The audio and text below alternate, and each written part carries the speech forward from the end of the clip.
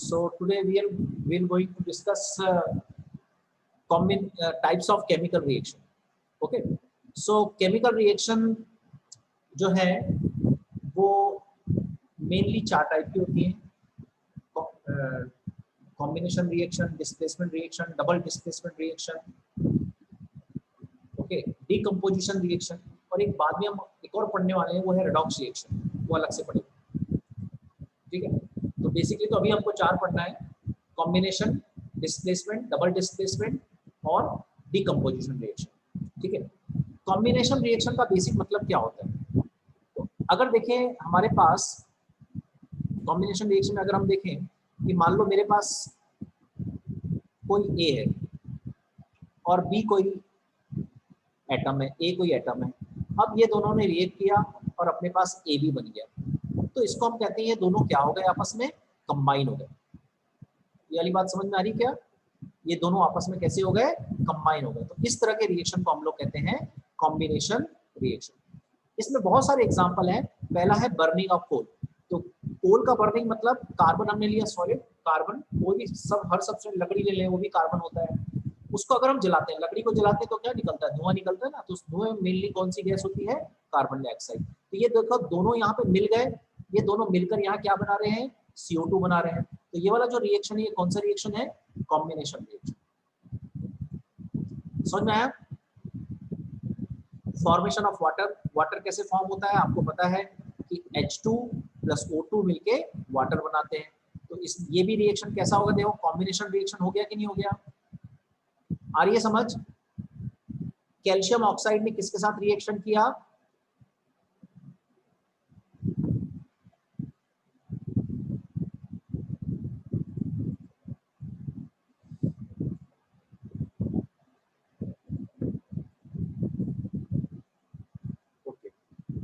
तो कैल्शियम ने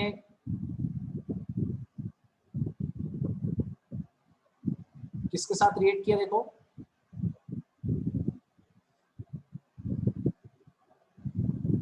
ये कैल्शियम ऑक्साइड है, ठीक है, इसने वाटर के साथ रिएक्ट किया और क्या बना लिया? Calcium hydroxide. इस कैल्शियम हाइड्रोक्साइड को अपन क्या कहते हैं? स्लेट लाइम भी कहते हैं। इसी तरह से कैल्शियम ऑक्साइड को अपन क्विक लाइम कहते हैं। ये रिएक्शन समझ में आई क्या? कौन कौन है स्टूडेंट? ये रिएक्शन समझ में आ रही क्या सारी? ये combination reaction. Yes sir. Combination समझ आ रही है। ओके, यस सर, समझ आ रही है। अच्छा, इसमें अपन एक और देखते हैं। अक्सर ये होता है कि जब भी कोई दो कंपोनेंट कंबाइन होते हैं तो कंबाइन इसलिए होते हैं क्योंकि वो दोनों अट्रैक्शन हो रहे हैं। जैसे देखो एक चीज हमेशा ध्यान रखना कि अगर A एंड B ये दोनों आपस में मिल रहे हैं, ये मिलते जब ही हैं जब A और B एक दूसरे के साथ बॉन्ड बना लेते हैं। बॉन्ड का मतलब होता है अट्रैक्शन। बॉन्ड का मतलब होता है अट्रैक्शन। जब भी अट्रैक्शन होता है हमेशा एनर्जी रिलीज होती है।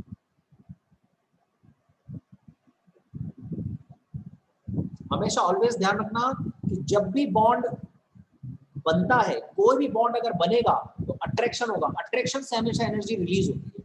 और अगर ब्रेक करना है किसी, देखो कोई चीज है जैसे ये है, इसको मुझे ब्रेक करना है तो मुझे एनर्जी देना पड़ेगा। और कोई चीज तो उसका उल्टा होता है फॉर्मेशन। तो जब कोई चीज फॉर्म होती है तो एनर्जी हमको मिलती है। किसी को ब्रेक करना है तो हमको एनर्जी देना पड़ेगा, लेकिन अगर कोई चीज फॉर्म होती है तो एनर्जी हमको मिलती है। तो यहाँ पर क्या होता है कि ये जितनी भी कॉम्बिनेशन रिएक्शन है, इन रिएक्शन में क्योंकि दो एटम्स के बीच क्या हो रहा है? अट्रैक्शन। और इस अट्रैक्शन के कारण एनर्जी क्या होती है? रिलीज होती है। जिस रिएक्शन में एनर्जी रिलीज होती है उस रिएक्शन को अपन कहते हैं एक्सोथर्मिक रिएक्शन। एक्सोथर्मिक रिएक्शन समझ में आया?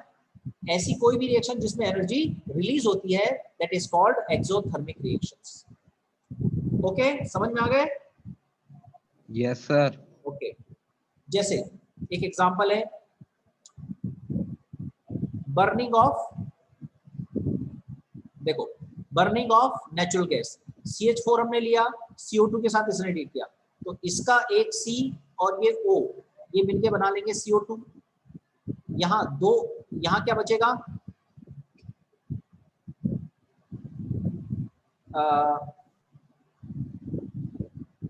यहाँ CO2 बन गया, यहाँ पे इसने रिएक्शन को बैलेंस नहीं किया है। रिएक्शन कैसी बैलेंस होगी, CH4 प्लस ट्वाइस O2 होना चाहिए, ये बैलेंस होगी। तो ये बना लेगा CO2, है ना, और कितने O बच गए देखो, 4 H बच गए और 2 O बच गए, ये बन जाएगा ट्वाइस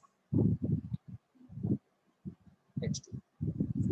समझ में आ गया क्या, ये रिएक्शन समझ में आया। यहाँ पे बैलेंस नहीं है ना, यहाँ पे इन्होंने क्या है, बैलेंस नहीं किया था, अपन ने इसको बैलेंस कर दिया। रिएक्शन समझ में आ गया। Yes sir. अच्छा, रेस्पिरेशन में क्या होता है, रेस्पिरेशन में हम लोग क्या है, ग्लूकोज इनटेक करते हैं, ग्लूकोज है, सुक्रोज है, ये इनटेक करते हैं। ये हम जो सांस लेते हैं इस ऑक्सीजन के साथ रिएक्ट करता है, इस ऑक्सीजन के साथ रिएक्ट करने के कारण CO2 रिलीज करता है, वाटर रिलीज करता है, और इस प्रोसेस में एनर्जी रिलीज होती है। तो रेस्पिरेशन में यही होता है कि पहले जो है ऑक्सीजन के साथ रिएक्ट हुआ, कार्बन डाइऑक्साइड और वाटर निकला और साथ में एनर्जी निकली। वही एनर्जी हमें किसके काम में आती है, वही एनर्जी हमारे को हमारी लाइफ चलाती है। ठीक है, ये वाली रिएक्शन भी आ गई समझ में। उसके बाद डीकम्पोजिशन रिएक्शन, ये तो अपन ने शायद देख लिया था लास्ट टाइम, लेकिन एक बार और देख लेते हैं। जब एक सब्सटेंस एक से ज्यादा सब्सटेंस में डिवाइड होता है तो उसको डीकम्पोजिशन कहते हैं। The reaction in which a compound splits into 2 और more substance is called decomposition reaction.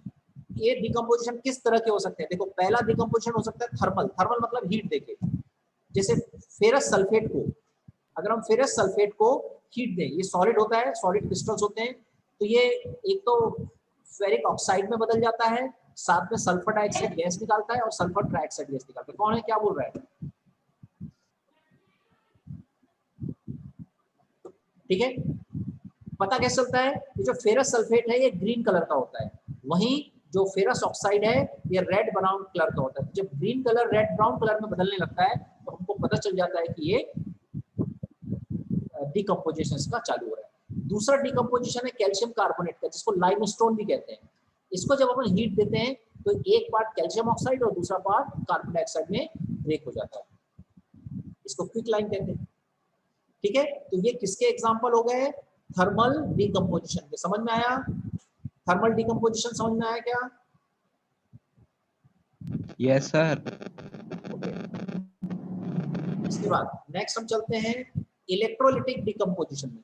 अच्छा, वाटर, आपको पता है वाटर किस किस से मिलकर बनता है, वाटर कैसे बनता है, H2 और O2 को मिलने से वाटर बन जाता है।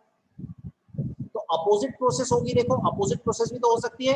वाटर को अगर हम एनर्जी दें, क्योंकि आपको अभी बताया था बनने में एनर्जी रिलीज होती है, तो अगर ब्रेक करना है तो एनर्जी देना पड़ेगा। तो इसको अगर अपन ब्रेक करने के लिए एनर्जी दें तो ये जिस कंटेनर में कराया जाता है उस कंटेनर को इलेक्ट्रोलिटिक डिकम्पोजिशन कहते हैं। इसमें क्या होता है, एक बैटरी लगाते हैं, यहां पर ये टेस्ट ट्यूब होती है, एक पॉजिटिव टर्मिनल हो जाएगा, एक नेगेटिव टर्मिनल हो जाएगा, ओके।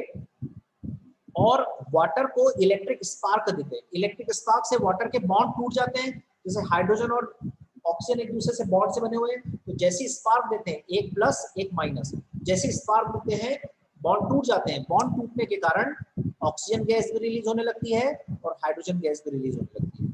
ये रिएक्शन होती है, ट्वाइस H2 ब्रेक हो जाता है ट्वाइस H2 और O2 में, और देना क्या पड़ता है, इलेक्ट्रिक करंट। ठीक है, एक और होता है जिसको फोटोलिटिक डिकम्पोजिशन कहते हैं। फोटोलिटिक मतलब सनलाइट, तो ये सन से लाइट आती है, तो सनलाइट किस पे गुजरते हैं, इस पर आती है ना, यहाँ शो यहाँ कर रहे हैं पर एक्चुअल में इसमें आती है। AgCl क्या होते हैं, बॉन्ड से बंधे होते हैं, तो हम इस पे क्या करते हैं, लाइट इंसिडेंट करते हैं, ये लाइट इंसिडेंट इस बॉन्ड को ब्रेक कर देते हैं, तो Ag अलग हो जाता है और Cl अलग हो जाता है, इसको हम कहते हैं ये लाइट है, ये क्या है यहाँ से लाइट, तो इसको अपन कहते हैं फोटोलिटिक डीकम्पोजिशन। इसी तरह सिल्वर ब्रोमाइड का डीकम्पोजिशन करते हैं तो सिल्वर अलग हो जाता है, ब्रोमीन गैस निकलने लगती है। AgCl का डीकम्पोजिशन करते हैं तो सिल्वर अलग हो जाता है और Cl2 गैस निकलने लगती है। ये वाली चीज समझ में आई क्या? Yes sir. ओके। इसके बाद है एंडोथर्मिक रिएक्शंस। एंडोथर्मिक रिएक्शन वो रिएक्शन होते हैं जिसमें एनर्जी क्या होती है, the reaction which require energy in the form of heat, light और electricity to break the reactants are called endothermic reaction. अभी अपन ने देखो इसमें, अच्छा ये बताओ इस रिएक्शन में, ये जो रिएक्शन दोनों हुई है, इसमें आपको एनर्जी देना पड़ा है कि एनर्जी आपको मिली है, बताओ।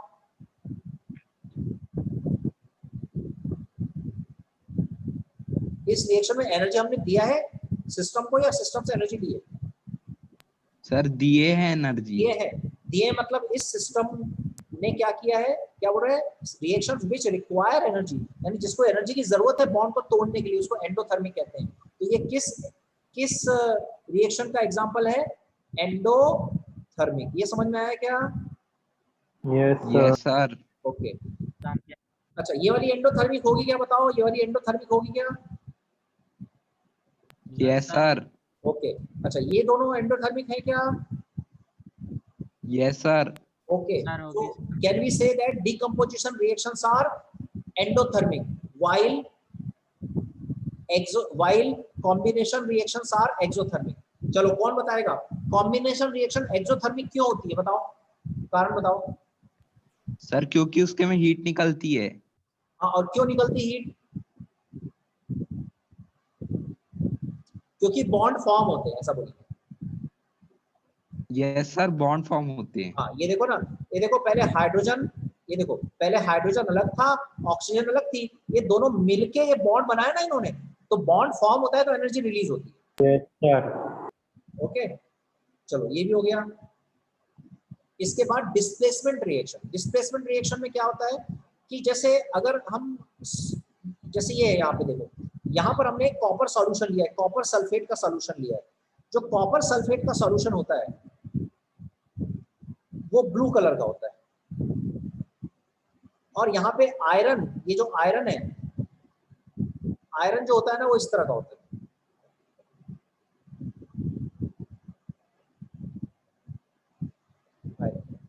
तो जब आयरन को हमने लटका दिया, धीरे धीरे क्या होता है, कॉपर, इस कॉपर जो है इस आयरन के ऊपर जमने लगता है, और यहाँ से आयरन पिघल जो है डिकम्पोज होकर कहाँ जाने लगता है, इस लिक्विड के अंदर जाने लगता है।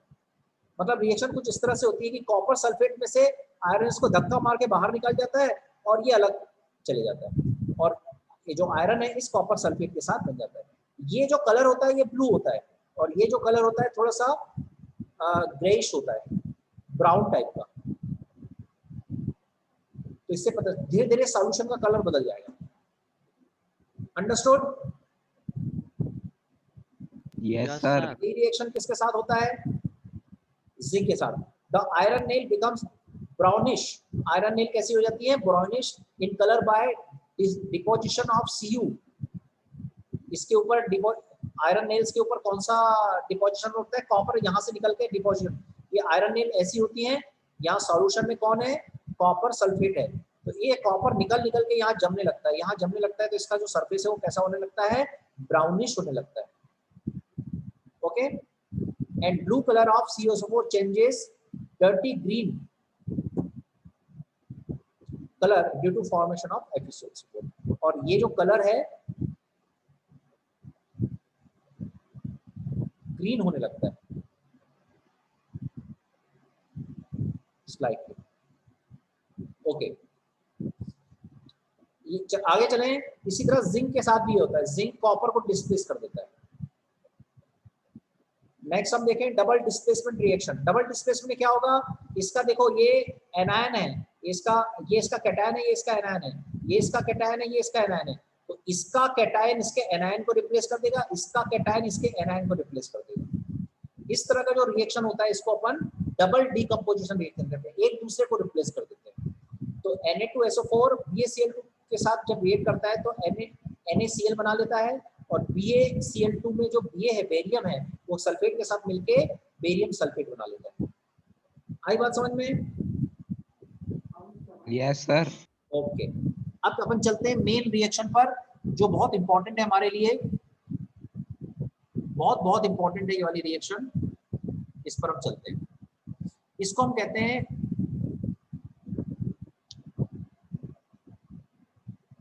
Oxidation and reduction reaction.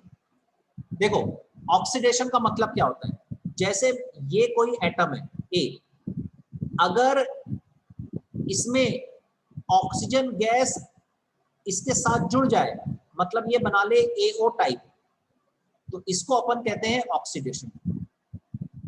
Oxidation मतलब ऑक्सीजन का जुड़ जाना। या इसका उल्टा, अगर कोई A है, इसके पास हाइड्रोजन जुड़ा हुआ है और हाइड्रोजन इससे निकल के भाग जाए, तो इसको कहते हैं ऑक्सीडेशन। तो ऑक्सीडेशन की दो डेफिनेशन हो गई, एडिशन ऑफ ऑक्सीजन भी डेफिनेशन हो गई और रिमूवल ऑफ हाइड्रोजन भी डेफिनेशन हो गई। बताओ इसमें से ये ऑक्सीडेशन रिएक्शन क्यों है, बता सकते हो? C+O2 सर क्योंकि उसके में O2 जुड़ रहा है। हाँ करेक्ट, ऑक्सीजन जुड़ रहा है। ये रिएक्शन ऑक्सीडेशन रिएक्शन है क्या? Yes sir. क्यों रिएक्शन ऑक्सीडेशन है? क्योंकि इसमें क्या जुड़ रहा है, O जुड़ के क्या बना रहा है, CO। अच्छा बताओ ये वाली रिएक्शन ऑक्सीडेशन है कि रिडक्शन है? रिडक्शन। कैसे रिडक्शन है, समझाओ। तो जिसमें H2 वो हो रहा है फॉर्म। नो सर, ऑक्सीडेशन है, ये भी H2 में O+ हो रहा है। अच्छा एक एक को देखो, एक एक को देखो, एक एक को देखो। सबसे पहले देखो Cu, कॉपर के पास कौन है? सर ये रिडॉक्स रिएक्शन है। हाँ कॉपर के पास कौन है, देखो कॉपर के पास, कॉपर के पास ऑक्सीजन है। कॉपर से ऑक्सीजन चली गई ना बाहर, तो हम बोलेंगे CuO, ऑक्सीजन बाहर जा रही है।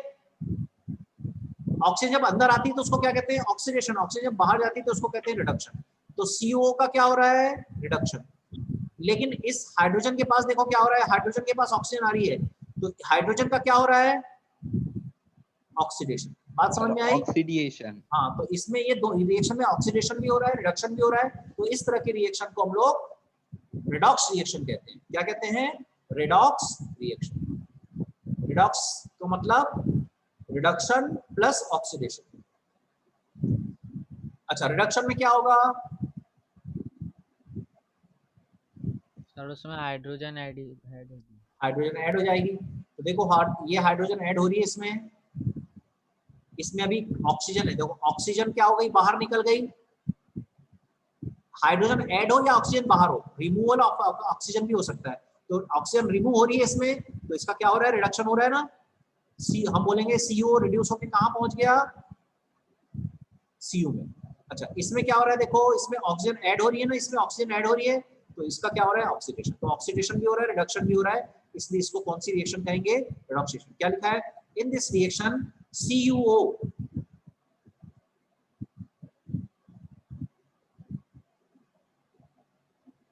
क्या लिखा है, in this reaction CuO is reduced, ये reduce हो रहा है, and H2 is oxidized to H2O. So oxidation and reduction taking place together, this is called redox reaction. आई बात समझ में, ऑक्सीडेशन रिडक्शन समझ में आ गया क्या? Yes sir. ओके अच्छा अब होमवर्क क्वेश्चन करोगे क्या तुम लोग? यस सर करेंगे। बोला था ना कॉपी एक बनाना है अलग अलग। Yes sir. Okay yes sir बना है सर। ना है ना, तो अच्छा ये कोरोजन और रेंसिडिटी इसको भी पढ़ लेते हैं, फिर मैं आपको होमवर्क देता हूँ। कोरोजन क्या होता है, सबको पता है, rusting of iron is called corrosion. Corrosion में क्या होता है, एक मेटल होती है, जैसे कोई मेटल है, तो मेटल जो है ना वो ऑक्सीजन से रिएक्ट कर लेती है। मेटल किससे रिएक्ट कर लेती है, ऑक्सीजन से। और यहाँ प्रेजेंस क्या होता है, यहाँ पर मॉइस्चर प्रेजेंट होता है। मॉइस्चर का समझ में आता है, मॉइस्चर हवा में जो मॉइस्चर होता है उसके साथ पानी के साथ, पानी का प्रेजेंस में ये रिएक्ट करके क्या बना लेता है, मेटल के ऑक्साइड। ये जो मेटल के ऑक्साइड होते हैं इसी को अपन रस्ट कहते हैं, और इस प्रोसेस को रस्टिंग या कोरोजन कहते हैं। कोरोजन इसलिए क्योंकि जो मेटल की ऑक्साइड की लेयर बन जाती है ना, वो धीरे धीरे पपड़ी के रूप में निकलने लगती है, और मेटल धीरे धीरे खराब होने लगता है, मतलब पतला होते होते खत्म हो जाता है, इसलिए इसको कोरोजन कहते हैं। आई बात समझ में? देखो तो when a metal is exposed to a substance such as moisture, acid, for some time a layer of hydrated oxide मतलब उसमें वाटर भी होता है, मॉइस्चर भी होता है, is formed which weakens the metal and hence metal is said to be corrode. Rusting of iron, black coating of silver, green coating on copper are examples of corrosion. अगर आप सिर्फ चांदी भी देखेंगे ना, आपके पास चांदी के कोई सिक्के होंगे या बहुत पुराने कोई ऐसा घर में बर्तन होगा, तो आप देखो धीरे धीरे वो काला पड़ने लगता है। वो काला पड़ने का मतलब ये सिल्वर ने क्या किया है, ऑक्सीजन के साथ रिएक्ट करके सिल्वर ऑक्साइड की लेयर बना ली। कोरोजन समझ में आया? यस सर, आ गया सर। Yes sir. अच्छा, रेंसिटी को समझते हैं। रेंसिडिटी क्या होती है? आपने देखा होगा कि आपके जो फूड होते हैं, अगर उसको रात भर छोड़ दो तो सुबह जो सब्जियां होती है वो कैसी अजीब सा स्मेल करने लगती है, टेस्ट भी अजीब सा करने लगती है, सड़ जाती है ना। yes, उस सड़ने को ही हम कहते हैं रेंसिडिटी। और उसमें होता क्या है, वो जो ऑयल होता है ना जिससे हम सब्जी वगैरह बनाते हैं, वो ऑयल बेसिकली एयर के साथ रिएक्ट करके ऑक्साइड बना लेता है। ऑयल में जो कंपोनेंट्स रहते हैं वो ऑक्साइड बना लेते हैं और इसी को हम रेंसिडिटी कहते हैं। वो खराब हो जाता है। The oxidation of fat oils when exposed to air is known as rancidity. It leads to bad smell and bad taste of food. इसको अपन कैसे कर सकते हैं बताओ? एंटीऑक्सीडेंट। आप लोग चिप्स खाते हो ना, चिप्स पैकेट में मिलता है, चिप्स खाते हो? वो चिप्स खराब क्यों इतने देर तक खराब क्यों नहीं होते हैं? क्योंकि उसमें एंटीऑक्सीडेंट्स। एंटीऑक्सीडेंट्स का मतलब क्या होता है? क्योंकि अंदर जो ऑयल है वो ऑक्साइड के साथ रिएक्ट कर लेगा, तो एंटीऑक्सीडेंट ऐसी चीजें डाल देते हैं जो ऑक्साइड ना बना पाए, उसको एंटीऑक्सीडेंट कह देते हैं। समझ में आ गया? सर। Yes sir. अच्छा, फूड को अगर अपन टाइट कंटेनर में एयर और मॉइस्चर नहीं लगने देंगे तो भी काफी समय तक चल जाएगा। Yes sir. Replacing air by nitrogen. Air क्या होती है? एयर में ऑक्सीजन होती है, तो अगर एयर हटा के केवल नाइट्रोजन लगा दे तो उसको ऑक्सीजन मिलेगी नहीं, ऑक्सीजन मिलेगी नहीं तो ऑक्साइड बनेगा ही नहीं। ठीक है? रेफ्रिजरेटर में रख दोगे तो काफी देर तक खराब चीजें नहीं होती है। ओके, समझ में आ गया? यस सर, समझ आ गया। Yes sir. चलो एक छोटी सी चीज मैं और बताना चाहता हूं आपको।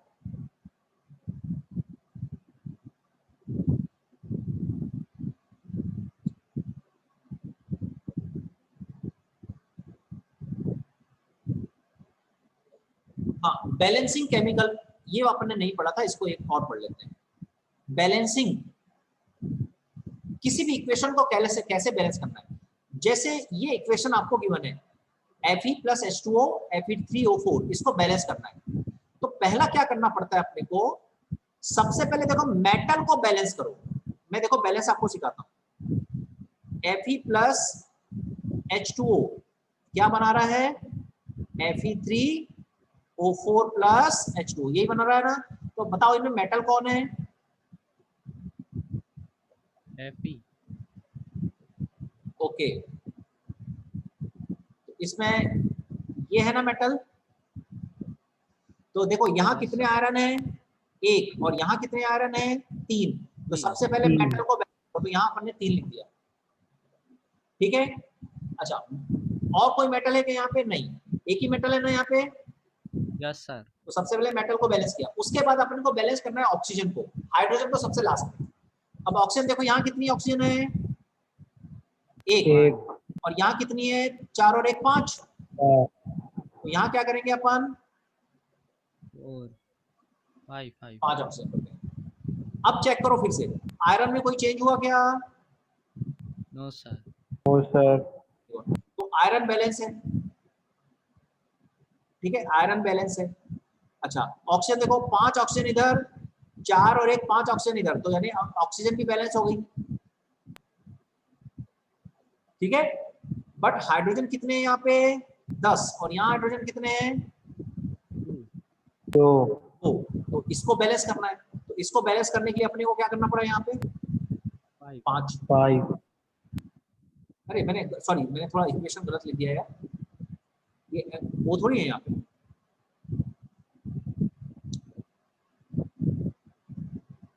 वो नहीं है ना। ठीक है, अब जरा एक बार फिर से चेक कर लेते हैं, वो कहाँ है? ऑक्सीजन तो है नहीं ना, ये लास्ट इस रिएक्शन में ऑक्सीजन थोड़ी है। तो 3 Fe हो गए, Fe बैलेंस हो गए देखो, ओके, उसके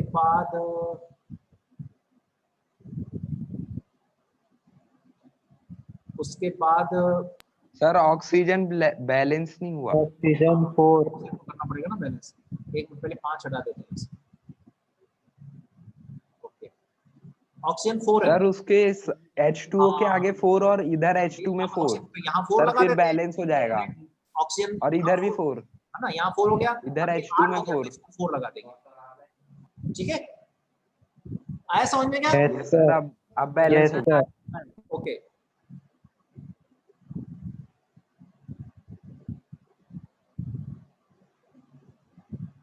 ओके चलो,